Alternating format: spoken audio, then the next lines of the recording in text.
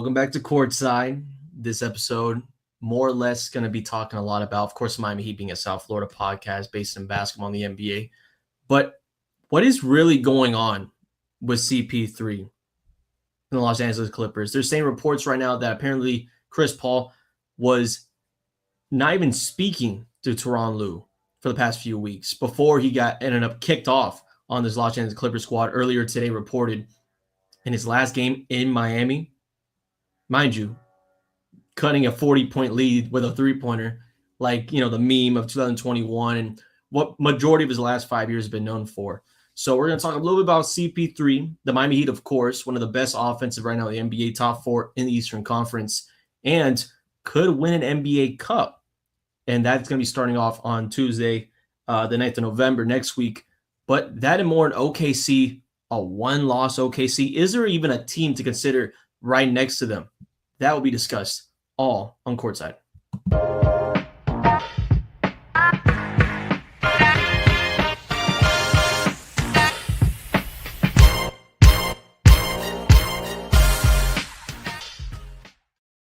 So the Oklahoma City Thunder, they're one of the better teams throughout the entire NBA. And obviously, at a one loss this year, you also look at it first in the West, 21-1.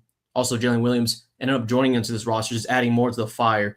Top 3 in points per game, 12th in rebounds per game as a team, and top 15 assists per game. This team overall has been making light-out performances on national television, even streaming for those who have Peacock or Amazon Prime or whatever, which I'm still very 50-50 on that. Like the broadcast crew for Amazon Prime, I really don't mind it. Like Dirk Nowitzki, cool, right? You got some Hall of Famers in there. Not a big fan of the overall product compared to what we've seen from NBC and Peacock. But either way, though, OKC on top of the West right now. And funny enough, they're only 5 games ahead of the Los Angeles Lakers at second, 15-5. And that is a team in Los Angeles where LeBron has slowly gone back into the mix. He had his first season debut about a week or so ago. Now they find themselves kind of close and as well right there next to Houston at number 3 spot. And the Spurs, even with Wemby missing time with injury, right there at 4. So this is still a Western Conference that's still not up for grabs per se at the moment. Again, we're talking about December, November basketball. But OKC on fire, though. Chet Holmgren could be, going to an all-star bid this year. Shai Gilgeous-Alexander, I don't know if he'll win MVP again this year, but this is a team that's young, 13-game winning streak, unheard of stuff, basically tying that of the Detroit Pistons, who had 13 wins early on in this season. And Detroit in their own right as well. Really dominant team, physical team, number 1 right now in the Eastern Conference. So to see right now that we have the Oklahoma City Thunder peaking, not at, again, who knows exactly how many games they'll win. 70, 65, maybe slow down in the All-Star break in February. I kind of doubt it. I don't think this team is built to slow down, especially with the young legs and guys getting healthy 20-plus games in. So healthy roster throughout. And that's a weird mix where we've seen a lot of NBA teams and successful ones for this upcoming, I'll probably say NBA Cup tournament break, if you want to call it that. Do you even put a period of time? Because it used to be like start of the season, all-star break, and then go into the playoffs. Now you have to put this tournament in there, the in-season tournament of the NBA Cup in. And I guess that's maybe like a few days of no basketball and just the tournament games going on. I really don't want to count it as that. I still am not a big fan of the tournament games, let alone the idea of having a banner up. Like if the Miami Heat or the Boston Celtics or any of these, like the Lakers, like the Lakers already put up a banner, which made no sense. That should be a doormat. The NBA Cup banner of a championship or whatever award that they give them, that should be a doormat. That should be used in the practice facility. That shouldn't be able to find the actual court where they play the regular season games of any team, any organization, even if the New Orleans Pelicans were to somehow do it one of these years. And that right now is probably one of the worst franchises in the NBA currently today. Actually, funny enough, Zion Williamson is going to be missing an extended amount of time at the moment, and that is a team 3-19, bottom of the barrel in the West, only tied with the Washington Wizards. And the Wizards, and again, small piece about the Wizards because we obviously got to focus on the other things of this podcast. Alex Sarr, I was definitely wrong about him. 19 points per game average, I believe. He's getting at least an average of a double-double. And Washington, again, a 3-win team. The young guys look promising. They look like they can do something for their future, at least, not this season. But speaking of this season specifically, again, I talk about OKC, no one being really in the way of them. Maybe you want to put Luke out there who's having an MVP type of season, still 5 games behind. In the Eastern Conference, the Miami Heat, third in the Eastern Conference. I have a weird scenario because after their loss against Detroit, which was a 138-135 loss, and still close at the end, but the Heat down by double digits, didn't really get a good handle of the first half in their game against Detroit, I believe the last Monday. Coach Eric Spoelstra talked about, we're best when we're physical, when we're scrambling, and even, you make mistakes here and there, but that's our best when our mentality is on physicality, on being aggressive and always moving. That Heat team was not moving all the time. Now, Monday night against the Clippers, they're moving nonstop. That team was up, I think in the third quarter, it was like 103-69 or 67 against Los Angeles. And the Clippers team that's very much down right now. Again, we'll talk a little about that with the Chris Paul stuff later in this podcast. But the question, and one of the biggest questions as well, when we're talking about the Miami Heat in our main podcast, Plug Talk Sports main show on Mondays at 10, the big question was like, if Tyler Hero gets added in, what does Norman Powell's usage look like? What does his roster look like with his new offense? And the new offense itself, it's less screens. One guy moves up close to the key. Everyone rotates and cuts. And it's a screenless type of basketball, which a lot of people in the NBA have been copying right now. And this is, again, it's nothing new. I think when I was doing my research on it, I think there was a basketball coach or a team that did this same type of offense in Division III. And also, everyone's doing Division III stuff now. Like, I feel like the experimental leagues is really collegiate basketball where it's not being shown unless it's on a YouTube channel or it's like on a random stream on like a Tuesday night or something like that, But somehow, some way, Eric Spoelstra able to find it, able to use that offense. And now they have this screenless basketball that goes into a tempo of how do we get points right now? We got to find guys open. I cut in. We're going to have a trap. The extra help for the pickup, we're going to dish it out in the corner, get a 3. Like, Kel'el Ware is getting open 3s now for the Miami Heat. Norman Powell is getting more off the wing. And Tyler Hero, his first game back, Tyler Hero had 25 points, didn't even shoot, or I would rather say make a single shot beyond the arc. I think only like 2 attempts that night. But again, that just tells you, even without the screen, this was a huge screen offense, especially with Tyler Hero and Bam Adebayo being the 1-2 pieces. Hero could still make floaters. Hero could still get his jumper going, even without the extra, added pad that a screen would do to give you space against your defender. So this team is still effective offensively. Do I think that they could get number 1 of the East? I'm not too sure, because the biggest thing for the Detroit game was that physicality that Detroit has. Like Cade Cunningham, I think Cade Cunningham the other day had like a game-winning layup that like just showed you the type of team that Detroit is. Cade Cunningham and a bunch of those guys on that roster, wide frame, can move the ball well, and obviously not a lot of guys can stop that. Cade Cunningham went coast to coast, going to the sideline, half court, 2 guys on him, spin, shoved the little guy off his shoulder, got low, went in for a layup, and it looked easy as pie. It looked like prime time DeMar DeRozan, in my opinion, going coast to coast. And between him, you also got other guys, really good usage. Not usage guys, but more like role reserve type of players. Holland's really good. Stewart has found his own right as well on this roster with Jalen Duren right beside him. And Duncan Robinson still producing buckets in his home state of Michigan. So there's that piece where Detroit can really, not saying make the finals, but there is no Boston Celtics this time around. New York, it's very shifty in New York. New York just coming off a loss against the Celtics. And again, the Celtics back-to-back games where someone's scoring 40-something points. Peyton Pritchard with 42. I think Jaylen Brown had 40 against the Knicks the other night. Still New York, top 4.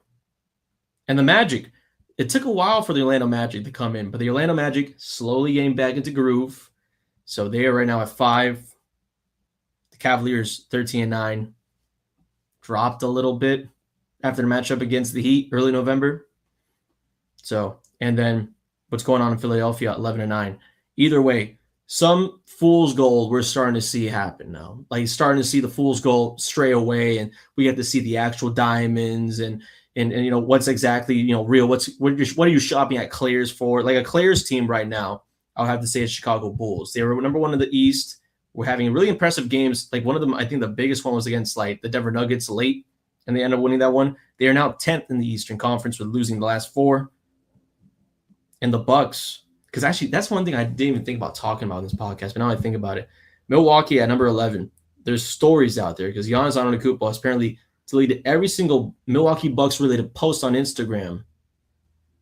There's a lot of people saying that he could be traded before this trade deadline later in February, that potentially he could be on the move, even close to Miami or like New York or another big Eastern Conference rival, or just in general contender in the East. I kind of doubt it. I only would say if he was to be moved, it would have to be for the right pieces, the right amount of lottery spaces. Because if I'm Milwaukee, you're not looking to win right now. At least not anymore. Bobby Portis isn't going to do it. Okay. Dame is gone, obviously, in Portland. Giannis could be gone. So who do you have? Michael Porter Jr.? Who would lift that? Who would lift that for their roster? So you got to go young. You got to go maybe a rebuild. And I hate to say that, but a rebuild will be probably in place for the Milwaukee Bucks within the next 2 years, if not now. So Giannis will definitely have to be traded at some point. I don't think right now will be the right time to do it, especially for the Miami Heat. Do you want to switch up the roster if you make a move like that? And again, a move would most likely would include Khalil Ware or Bam Adebayo. And again, Bam Adebayo was never even a thought of for the Miami Heat getting rid of in any trade discussion they have had about all-star players like Damian Lillard and etc. The Celtics obviously can't do that. They're just waiting for Jason Tatum. The Knicks, you already got Karl-Anthony Towns. You might, with some draft capital, Mitchell Robinson, who I feel like is always on loaded management at like 24, 25 years old. What's going on with that? Guys are getting hurt like crazy now, especially with the speed of the game. Maybe, or I don't want to say like Cleveland, because you have Defensive Player of the Year, Mobley, like that. Maybe Garrett Allen gets sent with some pieces. Then again, Miles Turner is already in Milwaukee, so maybe they're not even looking for a big man center. Maybe looking more for a primetime forward that can stretch the floor, maybe even a two-way player like that. Maybe that's when you start looking for Giannis to go west. And you start looking at these other guys. Looking at some teams right now. Maybe go out of your way and get yourself somebody out of Golden State. Maybe like a Jonathan Kuminga. Had to deal with the whole thing of a contract, waiting on that for Golden State to even start their offseason last year, or the offseason coming into this year. Maybe John Morant is not really happy in Memphis. Maybe go that route and send John Morant to Milwaukee. Maybe go out of your way and go, hey, let's just get whatever trades we want for draft, and you go to a team like Utah or Dallas. Dallas want to get rid of Anthony Davis. And I thought, and again, this is less than, if I'm not mistaken, less than a year since the Luka Doncic trade between Dallas and Los Angeles. Nico Harrison's already fired, and Anthony Davis could be already out of Dallas.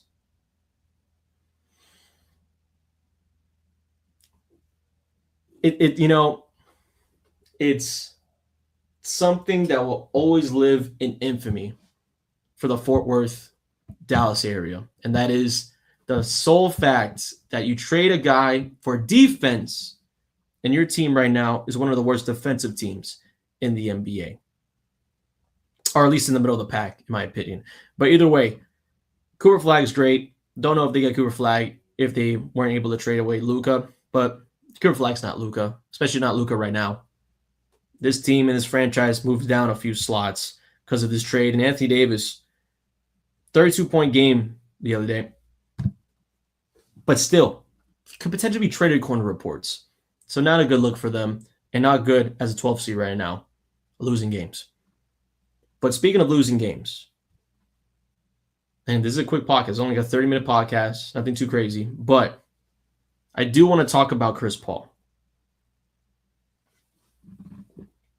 Because I was there for his last game.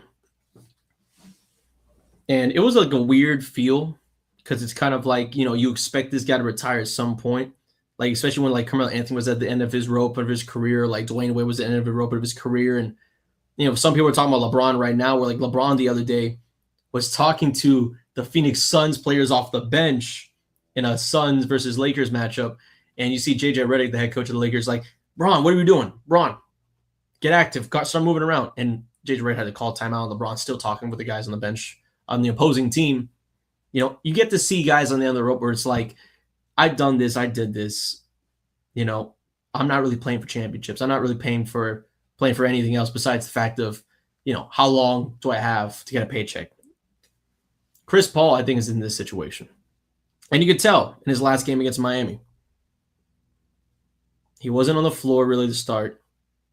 The Clippers, I feel there's no depth on that team. And a lot of guys talk about, oh, well, you got guys who are future Hall of Famers on the roster. And, well, when Kawhi's healthy and, you got like a lineup with James Harden and Zubats. And, I mean, this is usually a really good team. Anybody in the NBA would love to have these players. Well, they don't have enough depth and health to combine with that. The speed is not there. Defensively, they get beat out on offensive rebounds. I'm looking at James Harden would have to play 35 minutes per game. Kawhi Leonard would have to be active every single game. And there would have to be a 7 to 6 man rotation. Jordan Miller wouldn't have to be involved. These other guys wouldn't. I think I saw Stanley Johnson. I might have been like miscorrected, but I swear my eyes saw Stanley Johnson on that roster, which is not a good thing. Nothing against Stanley Johnson, but it tells you how deep that roster is if Stanley Johnson's getting pretty good minutes. It's not deep. It's not a deep roster at all. Very young roster on the back end of it. Starting 5, old. Chris Dunn is your starting point guard. You're not going to win a championship like that. You're not going to, even in the Western Conference today, you might not even win a first-round matchup if you're the Los Angeles Clippers against any of the top 8 teams right now in the West.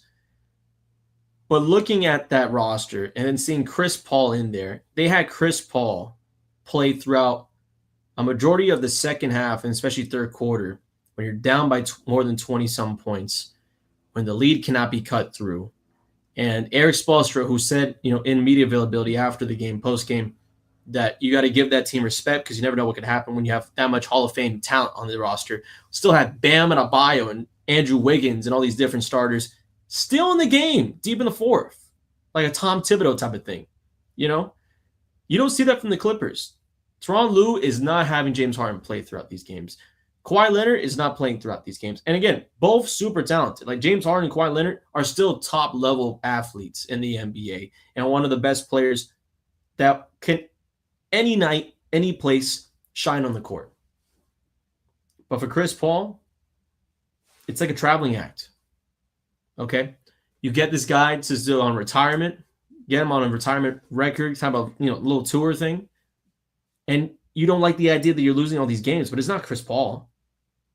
It's not because Chris Paul doesn't understand where he is in the offense. It's not like Chris Paul's like an issue. We've seen Chris Paul not only formerly with the Clippers be an active service for the roster, but we saw in OKC when no one gave the Thunder a chance when he was on there to make the playoffs.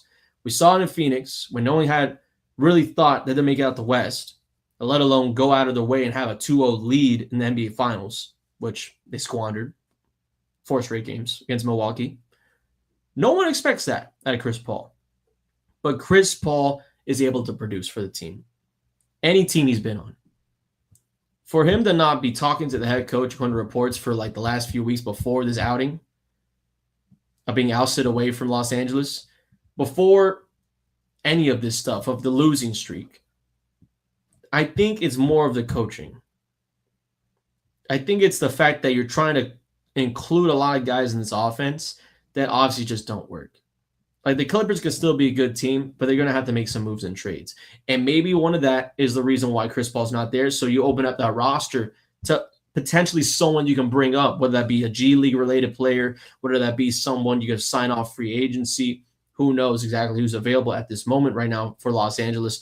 But for the Clippers' sake, the Chris Paul move is super nasty. Super nasty. This was his tour to end his season, not season, but his career, a star-studded career for the Carolina kid. It's definitely a nasty business. I'm glad, at least on my point, that I say I went to the last ever Chris Paul game in the NBA, and I saw him cut a lead down from 40 to like 30-something or what. I love the fact that I can say that now to my kids, my grandkids, and whoever hell asks, because Chris Paul deserves that, at least some legacy. And that is the Chris Paul legacy. Obviously, internationally well known, but in the sense of the NBA, not able to win that championship. Only one finals appearance. And there's guys who never even get to see the finals, or let alone an Eastern Conference Finals. Shout out to Joel Embiid. But it's really a dirty business, though, for Chris Paul. You can't believe it. But I am going to end this podcast pretty soon here. The last thing I do want to talk about, again, Detroit on top. Miami is right there. Toronto, second of these, definitely some team to look at. The other top three in the West, OKC, Lakers, and then Houston. But then when you look at the NBA Cup, it's so weird, man. It is so weird. Because let's see if I look up this Cup schedule and bracket here. Because, again, the Miami Heat will be playing this on December 9th.